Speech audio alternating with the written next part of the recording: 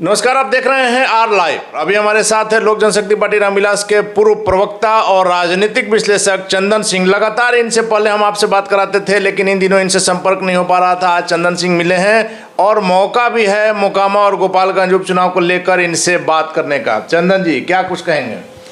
देखिए, 2 उपचुनाव बिहार में हो रहे हैं और यह अपने आप में एक लैंडमार्क साबित होगा अनिल जी।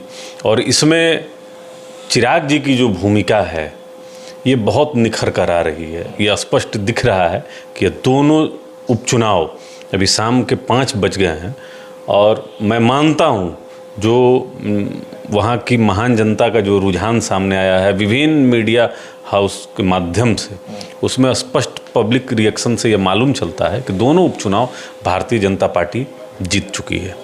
लेकिन अभी 2 दिन 4 दिन पहले जब चिराग पासवान का कहीं पता नहीं था, चिराग पासवान किसी गठबंधन में नहीं थे, मोकामा चुनाव खास करके, हम गोपालगंज भी नहीं कर रहे हैं, मोकामा चुनाव को लेकर के चिराग पासवान को मनाया गया। क्या डील हुआ ये तो अलग की बात है, लेकिन चिराग पासवान खुलकर बीजेपी के समर्थन में आ गए और इसका नज़ारा देखने को मिला जब बाढ़ से लेकर मोकामा तक जाम ही जाम, गाड़ियों का काफिला, लोगों का हजूम, चिरागमय मोकामा। देखिए, 2020 में जिस तरीके से लोक जनशक्ति पार्टी रामविलास चुनाव लड़ी और उसका जो नतीजा आया, उसमें बिहार के वर्तमान सत्ता में जो बैठे हुए सीट्स पे जो अहंकार में चूर थे, उनका अहंकार को चिराग जी ने तोड़ने का काम किया। आज भी इस बात का दर्द है, आज भी चिराग मॉडल का दर्द बहुत ज़्यादा है। माननीय मुख्यमंत्री जी मुख्यमंत्री तो हैं, लेकिन आप कह सकते हैं कि परिस्थितियों की मुख्यमंत्री हैं। मजबूरी में उनको मुख्यमंत्री के पद पर उनको बैठाए हुए हैं लोग। तो कहीं ना कहीं सत्ता में जो लोग हैं उनको यह दर्द है। और चिराग पासवान जी जिस तरीके से संघर्ष करके ऊपर आए हैं, देखिए इसमें भारतीय जनता पार्टी से भी गलती हुई। चिराग जी के साथ बहुत अन्याय हुआ, चाहे 12 जनपद आवास खाली कराने का तरीका हो या बहुत सारे ऐसे विषय थे जैसे शराबबंदी हो, और भारतीय जनता पार्टी की मौन सहमति उस समय उनके गठबंधन में जनता दल यूनाइटेड था।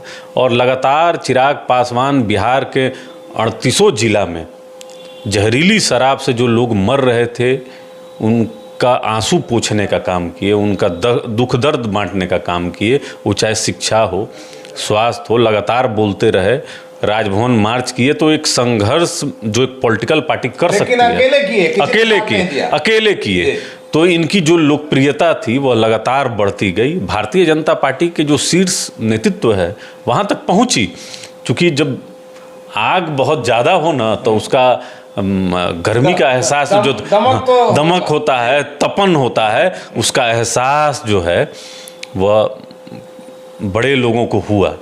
तो स्वाभाविक है इनको मनाया गया और मनाकर इनको गठबंधन में फिर से लाया गया। मैं उस पार्टी का प्रदेश प्रवक्ता रहा हूं। बस एक दर्द कचोटता है कि अगर ये घोषणा केंद्रीय नेतृत्व अगर अपने दिल्ली मुख्यालय से करती तो और भी अच्छा होता। खैर, प्रदेश नेतृत्व ने किया, अच्छी बात। लेकिन चंदन जी, आपने कहा, आप थे भी पहले प्रदेश प्रवक्ता थे, चिराग जी के प्रति आज भी आपके दिल में सॉफ्ट कॉर्नर कहीं ना कहीं है।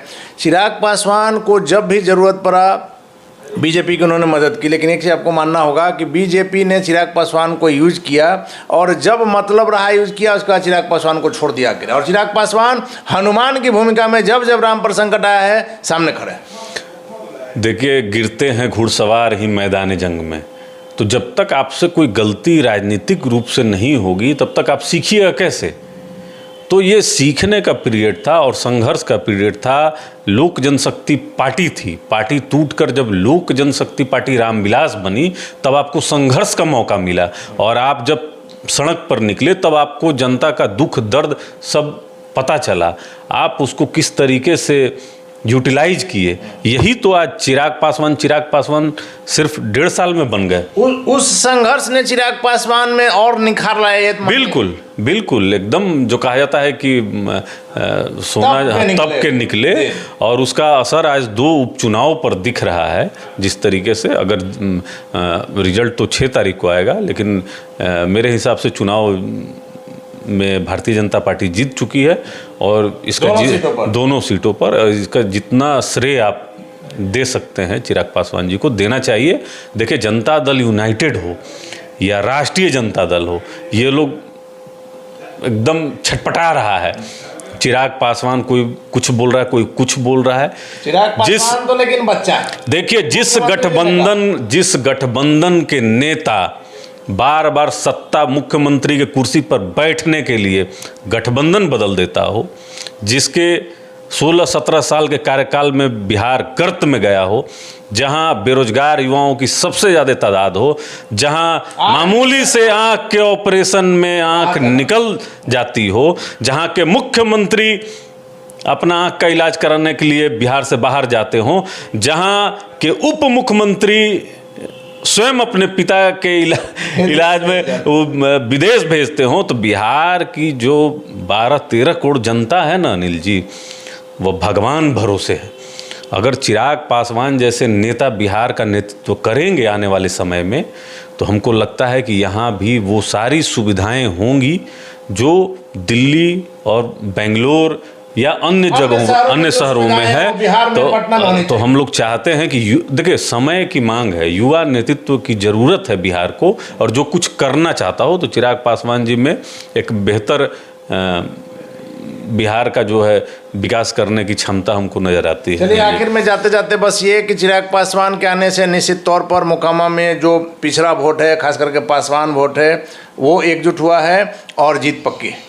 बिल्कुल, देखिए, चिराग जी में एक आकर्षण है, और ख़ास करके हर एक जाति धर्म के युवा हों, महिलाएं हों, बुजुर्ग हों, सबको समान रूप से देखते हैं, और जो कनेक्ट करते हैं, जो बात जो वहाँ की वास्तविक रूप से जो होती है, जो समस्याएं हैं, उसको उठाते हैं और पसंद करती है जनता।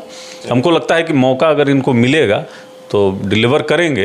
बिहार की तस्वीर बदलने की क्षमता तो है।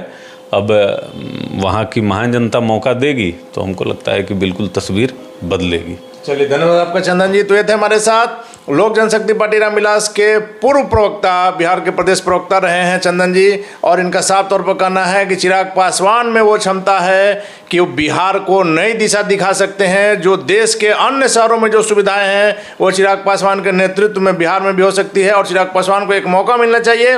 हालांकि मोकामा का चुनाव और गोपालगंज का चुनाव इस बात को दर्शाएगा, बीजेपी को भी चिराग पासवान की ताकत का एहसास होगा। आगे क्या होगा देखना काफी दिलचस्प होगा। खबरों के लिए आप बने रहें आर लाइव के साथ।